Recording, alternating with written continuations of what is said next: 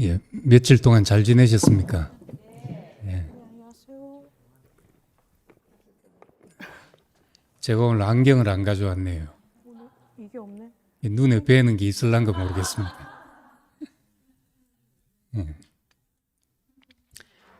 오늘 예레미야 15장, 16장 두 장을 보도록 하겠습니다.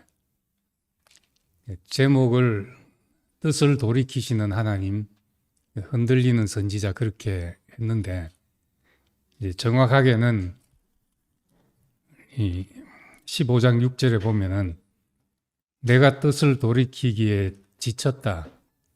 그러니까 뜻을 돌이키기에 지치신 하나님, 그리고 흔들리는 선지자, 이제 그렇게 해야 되는데 길어서 좀 줄였습니다. 우린 이 역사 속에 개입하신 하나님을 지금 예레미야서를 통해서 읽고 있고, 또 하나님과 사람 사이에 끼어 있는 다리 놓는 선지자가 어떤 사람인지를 지금 읽어 나가고 있습니다. 이제 이스라엘의 그 완악함 때문에 하나님도 이제 지쳐 가시고, 하나님도 지쳐 가신다는 이 표현이 이제 이걸 일반적으로 말하면 신인 동형적인 표현이라고 그러고, 하나님과 사람을 같은 형태로 표현한다고 그러고, 이제 기독교 안에서 쓰는 말로 하면은 인격적인 하나님이라고 그렇게 말합니다. 우리와 같이 교통할 수 있는, 지정의로서 교통할 수 있는 그런 하나님을 말합니다. 그래서 하나님이 우애하신다, 또 하나님이 근심하신다, 이런 것은 실제로 하나님이 후회하시고 근심하시고 우리와 똑같다고 보기보다 우리가 이해할 수 있도록 표현된 하나님입니다. 근데 15장 1절에 보면은 여호와께서 내게 이르시되 모세와 사무엘이 내 앞에 있다 할지라도 내 마음은 이 백성을 향할 수 없나니 그들을 내 앞에서 내보내리라 이렇게 말했습니다. 그러니까 모세와 사무엘이 내 있다 할지라도 이렇게 말한 것은 이제 모세와 사무엘의 중보로서, 강구로서 하나님의 뜻을 돌이킨 그런 역사가 있기 때문입니다. 하나님이 이렇게 하시겠다 하셨어도 중보자가 있어서 하나님 그리 마옵소서 하고 합당하게 중보하면은 하나님 생각도 이래 바뀌시고 돌이키시고, 이런 대목들이 성경에 나옵니다. 하나님을 움직인 사람들이죠. 하나님은 이런 중보자에 의해서 마음을 움직이셨습니다. 뿐만 아니라 하나님을 상징하는 법궤도 움직이도록 만들어 놨습니다. 채를 깨서 사람이 그것을 들고 이동하도록, 그 사람이 가는 곳으로 이동하도록 그렇게 만들어 놨죠. 그래서 하나님은 움직이시는 분입니다. 출애굽기 32장에 보면은 이제 금송아지를 만들고, 백성들이 금송아지를 만들고 나서 하나님이 화가 나서 이 백성을 다 멸하고 내가 너로 다시 큰 민족을 이루겠다, 이렇게 했을 때 이제 모세가 중보를 하죠. 그렇게 하시면은 당신의 이름으로 불러낸 이 백성을 광야로 이끌어서 죽게 하는 하나님이라고 하지 않겠습니까? 당신의 이름을 위해서 그 이 백성을 사하시고 하고 간구했을 때 또 하나님 마음을 돌이키셨다고 했습니다. 사무엘상 7장에도 보면 이제 사무엘이 이제 블레셋이 쳐들어왔을 때 온 백성을 미스바에 모이라고 하고 미스바에서 하나님께 기도합니다. 그때 하나님께서 이 사무엘의 기도를 들으시고 이스라엘을 위해서 일하시는 게 그런 장면이 나옵니다. 이게 유명한 미스바의 기도지요. 그런데 여기서는 이런 중보자가 앞에 섰다 해도 내가 이 백성을 이 백성을 향할 수가 없다. 이제 이렇게 말할 정도니까 이제 이스라엘 백성에 대해서 도저히 안 되겠다 하는 정도까지 간 겁니다. 도저히 안 되겠다 하는 정도까지 간 것은 하나님이 정말 안 되시는구나 하는 것보다 이 백성이 정말 안 되는 백성이구나 하는 것을 이제 하나님이 더 이상 못하겠다 하실 정도로 백성이 이제 완악해져 있다는 것을 말하고 있는 겁니다. 그래서 4절에 보면은 이제 이 유다 왕 히스기야의 아들 므낫세가 예루살렘에 행한 것으로 말미암아 내가 이 백성을 이제 벌한다. 이 벌이 앞에 보면 이제 쫓아 내보내라 했는데 백성들이 그런 말하기를 우리가 어디로 가겠습니까? 하면은 여호와께서 이르기를 죽을 자는 죽을 대로 가고 칼을 받을 자는 칼로 나아가고 기근을 당한 자는 기근으로 가고 포로가 될 자는 포로됨으로 나갈지라. 쉽게 말하면 이제 그냥 가서 죽으라는 거죠. 가서 뒤져라 이런 어디로 가겠습니까? 사방이 막혔는데 죽을 자는 죽을 대로 가고 포로 될 자는 포로 될 자로 이렇게 가라 하는 그 정도의 이 심한 말을 합니다. 그 다음 3절을 보면 더 살벌하죠. 죽이는 칼과 찢는 개와 삼켜 멸하는 공중의 새와 땅의 짐승으로 할 것이며 그 짐승에게 뜯긴다. 이거 뭐 말할 수 없는 그 비참한 상황이죠. 그런데 이것이 이제 유다 왕 히스기야의 아들 므낫세가 예루살렘에 행한 것으로 말미암아 그렇게 한다는 겁니다. 므낫세가 어떤 사람이길래 그런가? 그 이스라엘 역대 왕들 중에서 이제 가장 악명 높은 왕으로 꼽히는 그 사람이 아합 왕이지요. 아합 왕은 전 국민을 다 우상 숭배하게 만든, 자기만 그렇게 한 것이 아니라 전 국민을 우상 숭배하게 만든 왕이었고요. 이때 이제 엘리야 선지자가 나왔습니다. 그런데 유다 왕 중에서 아합 왕에 견줄 만한 왕이 이 므낫세였다는 겁니다. 이 므낫세는 예루살렘 성전을 우상 숭배의 장소로 바꿔버린 왕입니다. 멀리 산당을 만들고 이런 정도가 아니라 예루살렘 성전 자체를 우상 숭배하는 곳으로 만들었던 이런 왕입니다. 이제 예레미야는 므낫세 다음 그다음 므낫세의 손자 되는 요시야 왕 때부터 이제 활동한 선지자니까 지금 왕의 할아버지의 죄악 때문에 지금 이스라엘이 이렇게 한다 이런 말을 하고 있습니다. 근데 이제 그 뒤에 16장에 보면은 또 이 벌이 2절에 너는 이 땅에서 아내를 맞이하지 말며 자녀를 두지 말지니라. 앞에 15장에서 말한 대로 이렇게 이제 비참한 일을 유다가 당하게 될 것인데 죽을 자는 죽을 대로 나아가고 기근을 당할 자는 기근으로 나아가고 들짐승에게 새들에게 그렇게 뜯기는 이런 비참한 미래를 예고하고 있으니까 여기서 어떻게 자식 놓고 살겠습니까? 요즘은 이제 이렇게 하라 하지 마라 하기 전에 이제 젊은 사람들이 미래가 불안하니까 결혼 안 하려 그러고 또 애 안 놀라 그러고 그러잖아요. 우리 애들도 그런데 이제 결혼해라 또 애 낳아라 말하기가 그런 거예요, 애들한테.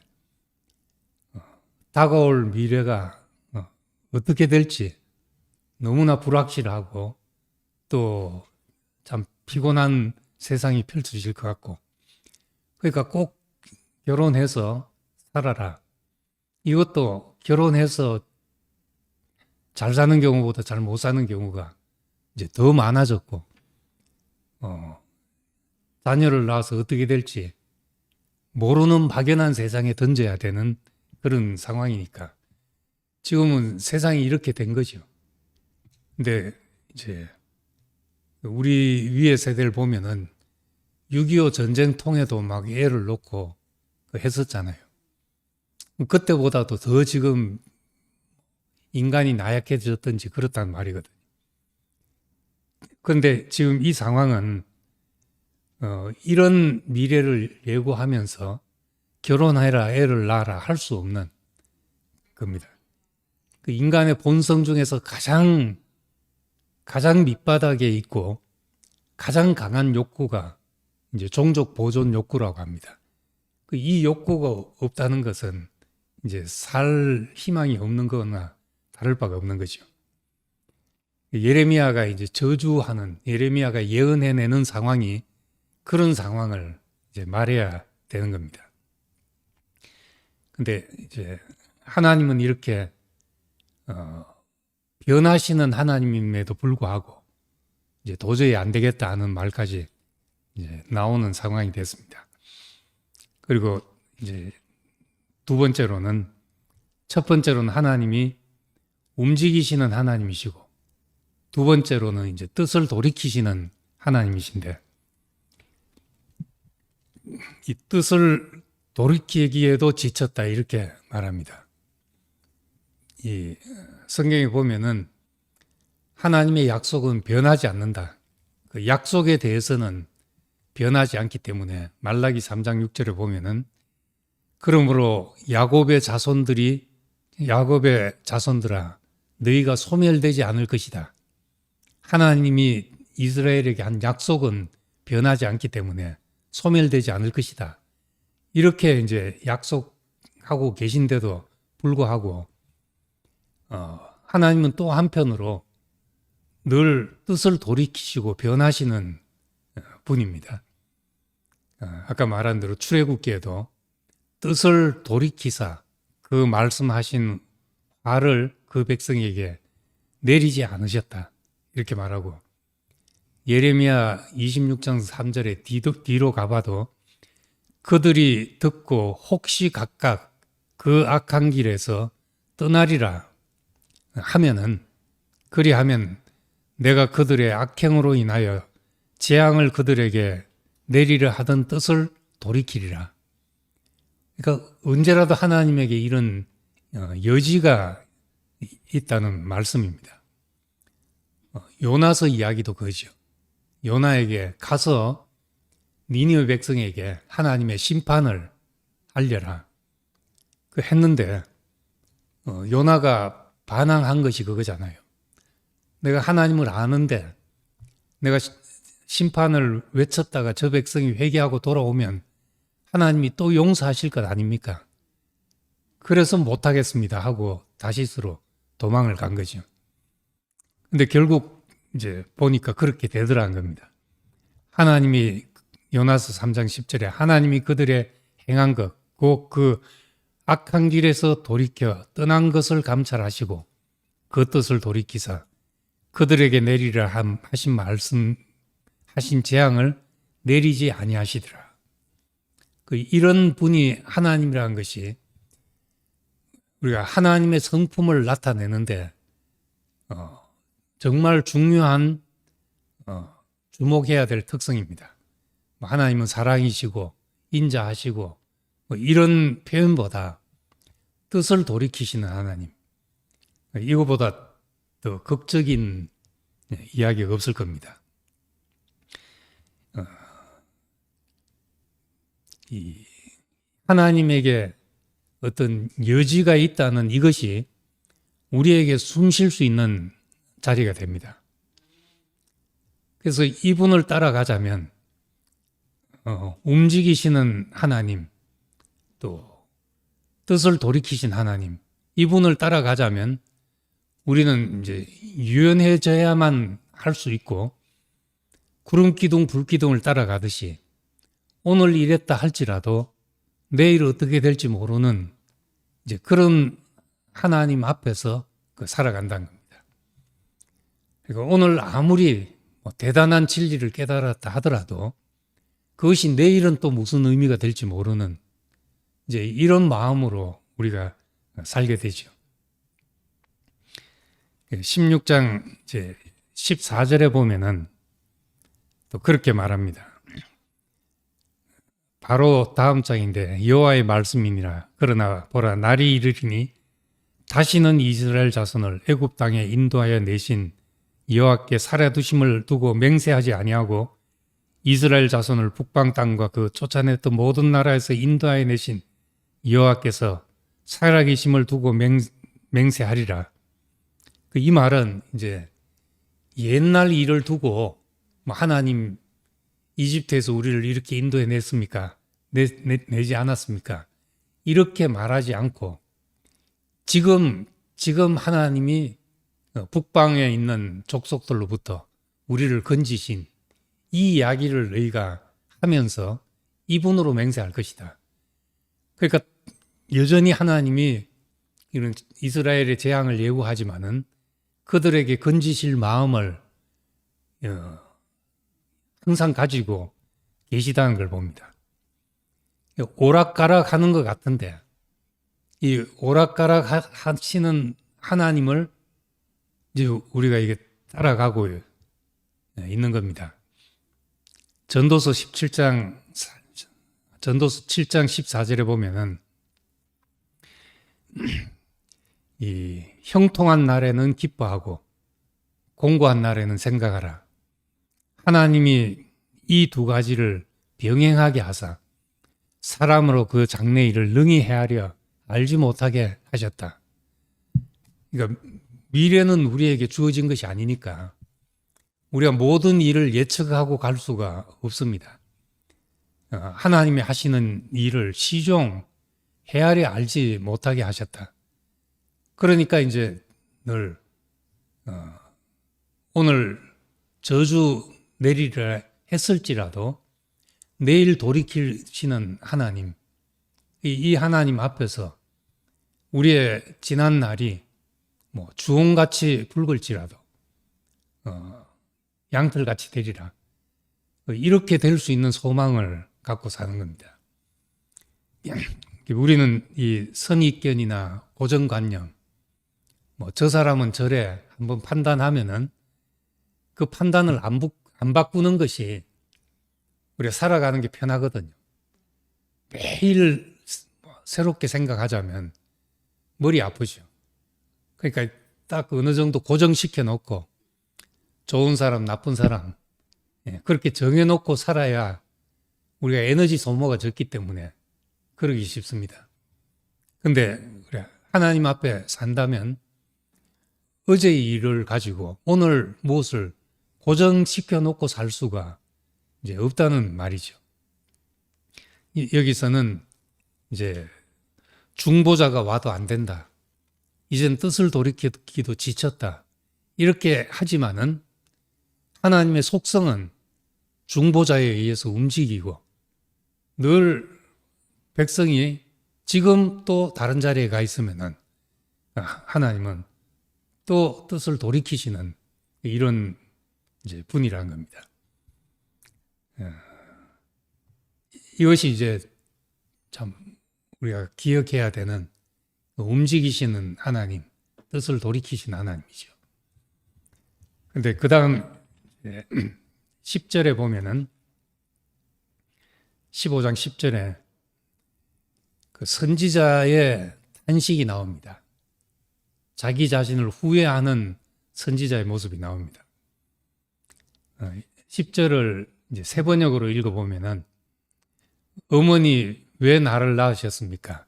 이렇게 시작합니다. 왜 나를 낳으셨나요? 온 세상이 나에게 시비 걸고 싸움을 걸어옵니다.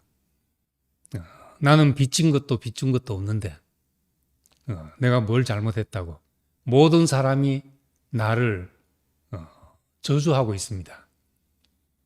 이 가장 가까운 사람과 분리되는 그 고통과 괴로움을 이렇게 호소하고 있습니다. 이 말은 어머니 왜 나를 낳으셨습니까? 하는 말은 지금 선지자로서 직무를 수행하는데 영광스럽고 사명감에 차사한 이야기가 아니라 후회하고 있는 거죠. 왜 내가 이 길로 들어섰나? 왜 나는 이렇게 사람들이 듣기 싫은 이야기를 해야 되는 위치에 있는가? 이 바울이 복음의 빛을 보고도 유대인들의 핍박을 받았듯이 예레미야도 고향 사람 동족의 어떤 핍박과 저주를 지금 받고 있는 겁니다. 자기를 죽이려고 하고는 위험 속에 있는 사람입니다. 이런 이제 참담한 사실을 전하고 싶지 않다. 아무리 하나님 말씀이라도 전하고 싶지 않은 이 선지자의 그 심정을 이렇게 지금 10절에서 그렇게 말하고 있습니다. 이 선지자들은 쓴소리도 하고 대단히 용감한 사람 같지만은 그 성정은 다 우리와 똑같은 사람이죠. 야고보서 보면 엘리야도 우리와 성정이 같은 사람이다. 그렇게 말합니다.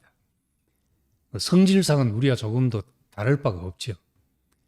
단지 말씀에 붙들려서 어쩔 수 없어서 그렇게 살고 있는 사람입니다.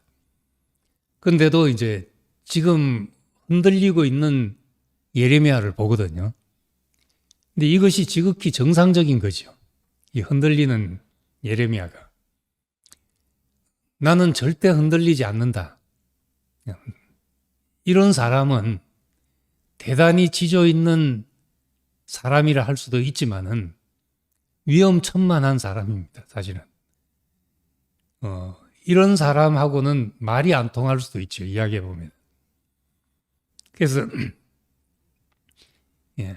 뭔가 우리가 절대적이다 하는 절대의 함정에 빠지면은, 구제불능이 되기 쉽다는 겁니다.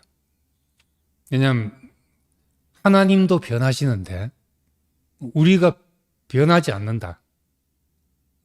그건 의리 있고 지조 있고, 이건 다 사람의 생각이죠. 우린 흙으로 우리를 빚으셨다는 것은 그렇게 주무를 수 있도록 형태를 바꿀 수 있도록 우리를 지으신 거죠. 이 사람이 절대 안 바뀐다는 이것이 결코 좋은 것이 아니라는 걸 알아야 합니다. 왜냐하면은 우리 하나님의 말씀을 깨달았다 해도 그것을 하나님이 직접 나한테 말씀하셨다 해도 제가 자주 말하지만 그거는 내가 알아들은 내 이해입니다. 아무리 하나님이 직접 말씀하셔도 내가 어떻게 이해하잖아요. 그래서 하나님이 나한테 이렇게 말씀하셨다고 내가 말할 때는 저는 한국말로 말하잖아요. 하나님이 한국말로 하셨겠습니까? 나한테 그렇게 이해된 것이기 때문에 내 이해를 거치는 동안에 누구라도 내 감정이 들어갈 수 있고 편견이 들어갈 수 있고 내 지식의 한계 때문에 왜곡될 수도 있고 내 소원이 섞일 수도 있는 것입니다. 그렇기 때문에 이런 인간의 이해를 절대화하면은 하나님도 못 말리는 구제불능이 되는 겁니다. 그래서 사람은 늘 흔들리는 흙으로 지어져서 흔들리는 터전 위에 서 있는 이 사람, 이것이 지극히 정상적이죠. 이 질그릇이 하나님의 형상으로 지어진 형상이 고정불변이 되면은 그것이 우상이 되는 것입니다. 그래서 사람들이 진리라고 하는 것, 이제 최근에 어떤 신학 사조이기도 하고 과정 신학자들이 하는 말은 우리가 고정불변의 진리라고 생각하는 것은 어떤 과정으로 이해해야만 된다는 겁니다. 그러니까 고정불변 이게 있는 게 아니고 하나님이 움직이시는데 움직이시는 그 하나님의 우리는 한 단면을 경험하고 그것을 고정불변이라고 생각하는 것 뿐이다는 거죠. 그거는 시간이 지남에 따라서 또 달라지고 또 달라지고 그럴 수 있습니다. 이것을 이제 비유로 잘 표현하는 것이 날아가는 새를 아무리 잘 그려놨어 작가가 잘 그려놨다 하더라도 새는 지금 현재 그 모양을 하고 있지 않고 그 자리에 있지 않다는 겁니다. 살아있는 새 한 마리도 그러한데 어떻게 하나님을 인간의 언어와 교리와 몇 단어로 하나님은 이렇다 이렇게 규정할 수 있겠냐는 것이죠. 그것은 이제 내 삶의 자리에서 내 인생의 그 경험 속에서 또 이 시대의 문제 속에서 내가 그렇게 답을 얻고 지나가는 것 뿐이라는 거죠. 우리가 그렇게 생각하지 않으면은 늘 이제 절대화의 함정에 빠져서 이제 하나님도 못 말리는 구제불능의 사람이 되기 쉽습니다. 한국에는 이제 보수적인 선교사가 장로교 선교사가 들어와서 처음 사역을 했습니다. 감리교 선교사와 장로교 선교사 두 사람이 1984년도 들어와서 두 사람이 이제 기독교를 전파했는데 감리교 선교사는 그래도 좀 진보적인 신학교를 나와가지고 자기 배운 대로 그냥 소개를 했습니다. 장로교 선교사는 아주 보수적인 성경을 이제 문자 그대로 믿고 예수님이 천국에서 나고 또 구름을 타고 하늘로 올라갔다면 말 그대로 구름을 타고 하늘로 올라간 줄 그대로 믿는 이제 이런 분이 들어와서 선교를 해서 장로교 체제가 한국 사람들의 정서에 잘 맞았는지 장로교가 주류가 됐죠. 그러다 보니까 이 보수적인 기독교, 이제 문자 그대로 믿는 근본주의 기독교가 한국 기독교의 다수가 되어버렸습니다. 신앙은 뭐 자기 확신이니까 그렇게 성경을 그렇게 믿을 수도 있고 또 다른 방식으로 믿을 수 있지만은 자기가 믿는 방식을 절대적이라고 고수하는 것은 그렇게 되면 얘기해보면 대화가 안 통하는 사람이 되어버립니다. 누구를 만나서도 일단은 대화가 돼야 되죠. 사람을 만나서 대화하고 또 토론하고 뭐 정보를 주고받고 할 때는 사람이 바뀔 수 있기 때문에 그런 모든 대화들이 재미있는 것이거든요. 그런데 도저히 안 바뀐다는 사람에게 어떤 대화나 토론을 하면은 벽을 보고 하는 것과 마찬가지가 되어버립니다. 우린 늘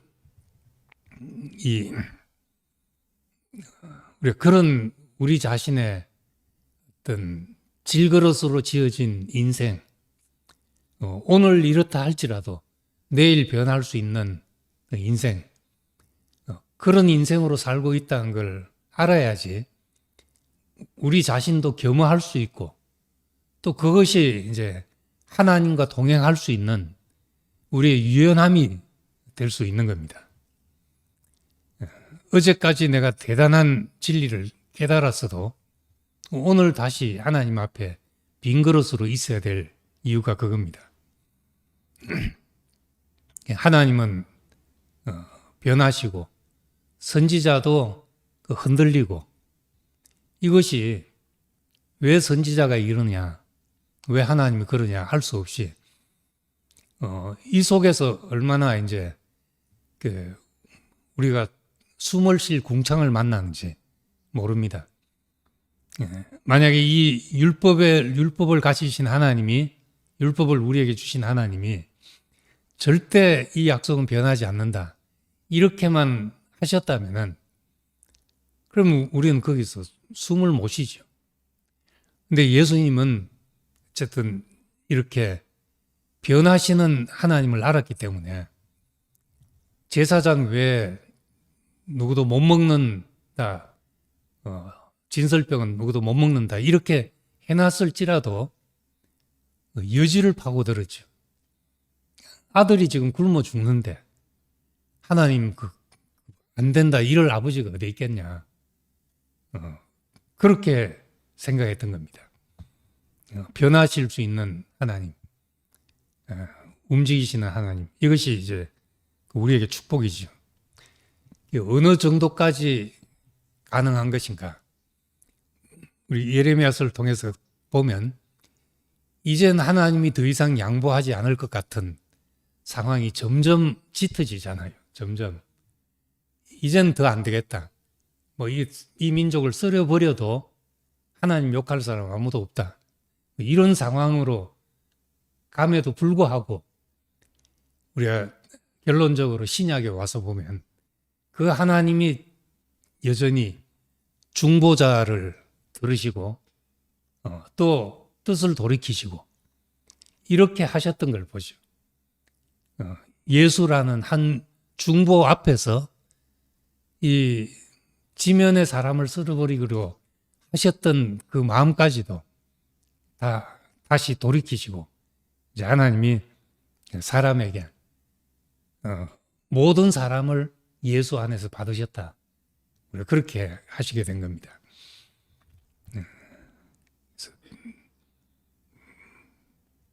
이 예레미야를 이제 그냥 이렇게 읽으면은 답답하죠. 답답한데 예수님은 하나님을 어떻게 이해하셨나? 예수님은 우리가 다른 건 다 잘 모르지만은 뭐 최소한 예수라는 분은 우리가 신뢰한다.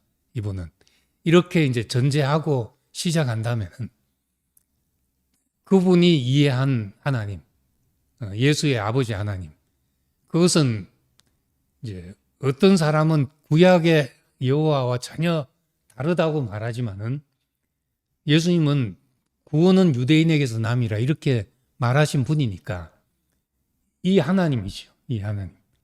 이 하나님에게서 어떻게 그런 하나님을 발견할 수 있었냐는 거죠.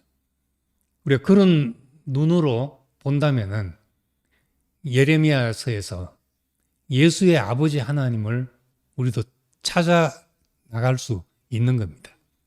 여기서 아버지 마음을 찾고 또다시 중보자가 나타나면 모세와 사무엘이 나타나도 안 된다. 이제는 이렇게 했을지라도 아들이 나타나니까 아들 안에서 예수 안에서 모든 사람을 받으시고 모든 사람을 살게 하시고 하시는 하나님을 이제 발견하게 되죠.